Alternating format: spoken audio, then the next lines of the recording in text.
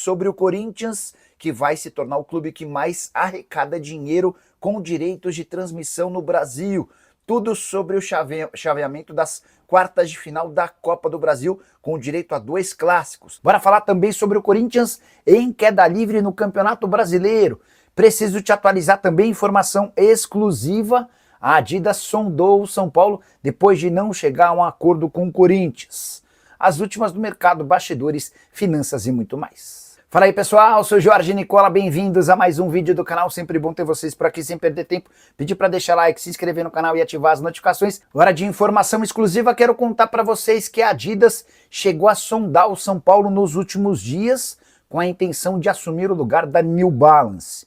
Só para refrescar sua memória, a Adidas no mês passado disputava com a Nike o direito de fornecer material esportivo do Corinthians a partir de 2026. Proposta da Adidas considerada excelente, a Nike cobriu a oferta e se manteve produzindo o uniforme alvinegro. Depois desse desacordo com o Timão, o pessoal da Adidas entrou em contato com o departamento de marketing do São Paulo para entender as condições do contrato com a New Balance e a possibilidade de pagamento da multa para que a Adidas voltasse ao Morumbi. Vale a lembrança de que recentemente foram 5 anos de contrato encerrados em dezembro de 2023 em meio a uma série de problemas, especialmente com entregas.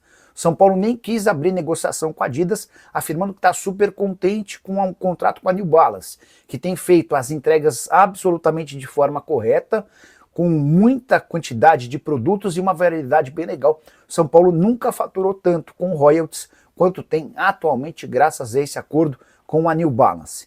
Agora de falar sobre o Corinthians em queda livre no Campeonato Brasileiro. E a frase contrasta com o sentimento da semana passada, quando o Corinthians eliminou o Palmeiras pela segunda vez na temporada, dessa vez pela Copa do Brasil, fase de oitavas de final. Só que nessa segunda-feira, como tem sido de costume no Campeonato Brasileiro, o Corinthians voltou a jogar mal e perdeu para o vice-lanterna da competição Juventude, partida disputada no Alfredo Jaconi, vitória por 2-1 do Juventude. Primeiro tempo sofrível do Corinthians, a coisa continuava ruim até que o Juventude fez o 2-0. Foi só então nos minutos finais que o Corinthians ameaçou uma pressão, Mateuzinho chegou a descontar em cobrança de falta, mas não impediu a derrota. Já são 5 partidas sem vitória, com 3 empates e 2 derrotas no Campeonato Brasileiro, uma vitória nos últimos 10 duelos do Campeonato Nacional. O Corinthians tem uma vitória contra o Ceará, 6 empates e 3 derrotas, isso significa 9 pontos conquistados em 30 possíveis. A última vitória alvinegra contra o Ceará, fora de casa no dia 16 de julho. Dorival Júnior, depois da partida, cobrou os jogadores. A gente está muito acostumado a ver o Dorival medindo as palavras, sendo muito cauteloso, mas ele estava bastante irritado com a falta de comprometimento do time depois de uma baita classificação contra o Palmeiras, um jogo bastante ruim contra o vice-lanterna. Importante contar que o Dorival ainda revelou o período de recuperação para Memphis Depay e Carrilho. Segundo o treinador, o Memphis vai ficar um mês fora, o Carrilho só deve voltar para a próxima temporada. Nesse momento, com 19 partidas, o Corinthians é um dos poucos times que já cumpriram todo o primeiro turno. O Timão aparece com 22 pontos conquistados. São 6 de vantagem em relação ao Vasco, primeiro time na zona do rebaixamento. Se os times que estão abaixo do Corinthians pontuarem nessas partidas a menos, a situação do Timão pode ficar um pouco mais complicada. Os 4 próximos jogos alvinegros no Campeonato Brasileiro: Bahia em casa, Vasco fora, Palmeiras em casa, Fluminense fora. Hora de falar sobre o sorteio da Copa do Brasil. Conhecemos na manhã desta terça-feira todo o encaminhamento até a final da competição, começando pelas quartas de final com 2 clássicos, Cruzeiro e Atlético Mineiro. Teremos também Vasco e Botafogo. O Fluminense pega o Bahia, o Corinthians pega o Atlético Paranaense. Queria falar sobre cada um desses confrontos. Para mim, o grande sortudo do sorteio foi o Corinthians, que terá pela frente um Atlético Paranaense em crise. Furacão, que eliminou o São Paulo na fase anterior, vive uma fase bastante ruim. Por exemplo, não vence, ou melhor, só venceu uma única partida nos últimos, tô pegando aqui direitinho, 8 jogos. Então o Furacão vem de uma vitória, justamente a vitória por 1-0 contra o São Paulo nas últimas 8 partidas. Hoje, o Atlético Paranaense está mais perto do Z4 da segunda divisão do que do G4. São 5 pontos de vantagem em relação à zona de rebaixamento e 8 pontos de desvantagem em relação aos times que hoje subiriam para a Série A do Campeonato Brasileiro. Para completar, é importante contar que o Corinthians ainda enfrenta o Atlético Paranaense no jogo decisivo como mandante. Sobre os clássicos, Cruzeiro e Atlético Mineiro, baita rivalidade, dois times gigantes que vivem fase bem legal e são favoritos ao título. O Atlético joga primeiro em casa na Arena MRV e a decisão acontece no Mineirão. Para mim, o principal jogo dessa fase de quartas de final.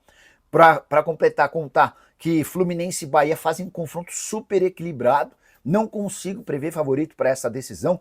O Fluminense vem de competições maiores, como por exemplo a Copa do Mundo de Clubes, mas o Bahia tem boa campanha, inclusive no Campeonato Brasileiro. Para completar, falar sobre o clássico entre Botafogo e Vasco. Jogo de ida em São Januário, jogo da volta na casa do Botafogo. Vejo o Botafogo com um ligeiro favoritismo.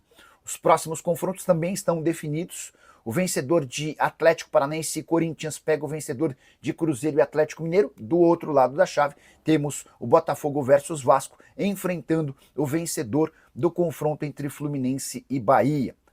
Importante dizer que os times que participam dessa fase de quartas de final, já tem 4 milhões e 700 mil garantidos. Aqueles que forem à semifinal embolsam 9 milhões e 900 mil reais. E os que chegarem à final, esses vão estar garantidos. Isso porque o prêmio para o vice-campeão é de 33 milhões de reais. Já o vencedor da Copa do Brasil de 2025 leva para casa 77 milhões de reais. Bora fechar esse vídeo para repercutir uma informação dessa terça-feira publicada por Lauro Jardim, do jornal O Globo. O jornalista afirma que o Corinthians vai se tornar o clube que mais recebe dinheiro com direitos de transmissão do Brasil, graças a um acordo da LFU, a Liga Forte União, que acertou a renovação dos seus contratos com a Record e com a Cazé TV. Vou ler para vocês um trecho dessa matéria. A LFU renovou com as duas emissoras por mais 2 anos até 2029. Com a renovação, os valores totais dos contratos, incluindo Amazon e Globo, chegarão a 2 bilhões e 200 milhões de reais em 2029 para serem divididos entre os 11 clubes que estão no bloco da Série A. Esse montante representa o dobro da receita de direitos de transmissão dos clubes da LFU na comparação com 2024. A quantia também é aproximadamente 500 milhões de reais, superior aos que os clubes da Libra, que é a concorrente da LFU, vão receber em 2029, ou seja, uma diferença de 500 milhões de reais. A partir deste ano, o Corinthians passa a ser o clube que mais recebe dinheiro com direitos de TV e deve se manter no topo até 2029, ano em que o Timão deve receber 300 milhões de reais.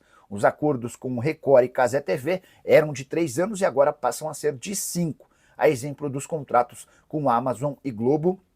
Enquanto o Corinthians passa a ser o clube que mais arrecada, o Flamengo não se cansa de reclamar por ter perdido um caminhão de dinheiro na renovação dos seus contratos.